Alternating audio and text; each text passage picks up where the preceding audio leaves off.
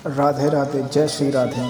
जीवन में बहुत दुख आने पर हमें ऐसे में क्या करना चाहिए? ऐसे समय में हमें अपनी सब समस्या भगवान को समर्पण कर देनी चाहिए, क्योंकि भगवान अगर हमें कोई दुख भी मिल रहा है वह हमारे कर्मों के अनुसार हमें मिल रहा है। कहीं ना कहीं तो हमने कोई बुरे कर्म किए होंगे, तभी हमारे जीवन में दुख आते हैं। यह भी एक कड़वी सच्चाई है।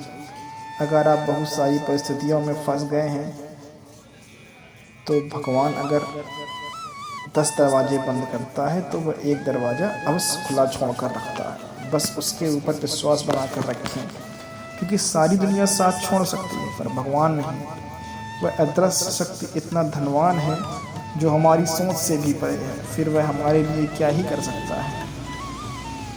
वह तो कुछ भी कर सकता है। बस दुख आने पर अपने आप को शांत बनाए रखें और इस अदृश्य शक्ति पर विश्वास रखें। इन दोनों परिस्थितियों में अपने आप को काबू में रखना इंसान का सबसे बड़ा संयम है।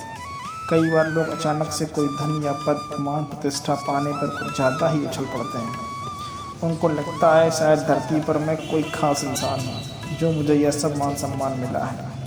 वह भूल जाते हैं कि ये जो मान प्रतिष्ठा अगर मिली है तो इसको संभाल कर रखना ही आपकी सबसे बड़ी प्रतिष्ठा है, ना कि दिखावा करना। ऐसे समय में आपकी भावनाओं को काबू में रखना चाहिए, क्योंकि हो सकता है किसी की बुरी नज़र आपको बुरी तरह बर्बाद कर सकती है। यह भी कड़वा सच है।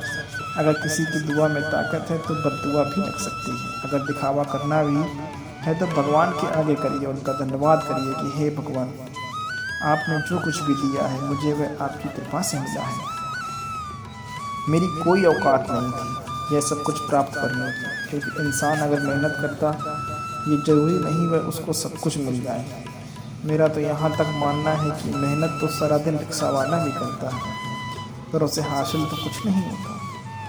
कुछ लोग कुछ मिलने पर अपने आप को यह साबित करने में लग जाते हैं यह सब तो मेरी मेहनत का फल है। भाई जरा सड़कों पर काम करने वाले और रिक्शा वाले को भी याद करो कि मेहनत वो लोग भी करते हैं पर उनको कुछ ज़्यादा हासिल नहीं होता। इसलिए अपनी सफलता पर ना इतराओ।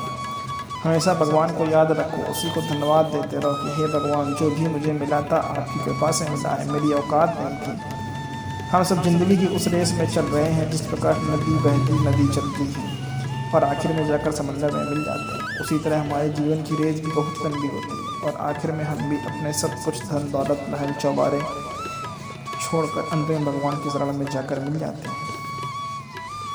इसलिए यहाँ पर किसी भी प्रकार के दुख सुख को ज़्यादा मन पर न लगाएं। जो कुछ हो रहा है अच्छा हो रहा है, यही मानकर जीवन जीने का सर्वोत्तम उपाय है। अपने जीवन में धन, सुंदरता और किसी भी प्रकार की उपलब्धि पर कभी भी घमंड न करें, क्योंकि भगवान सब कुछ देख रहा है। वह हमारे भाव को भी समझता है। घमंड से तो भगवान की इतनी बड़ी दुश्मनी है कि क्या ही बताया जाए। रावण बहुत बड़ा प्रकांड पंडित था, प्रकांड विद्वान होने के बावजूद भी अपने अहंकार और घमंड ही उसका विनाश का कारण बना था। फिर आप और हम सबकी क्या ही औकात है। जय श्री राधे, राधे राधे।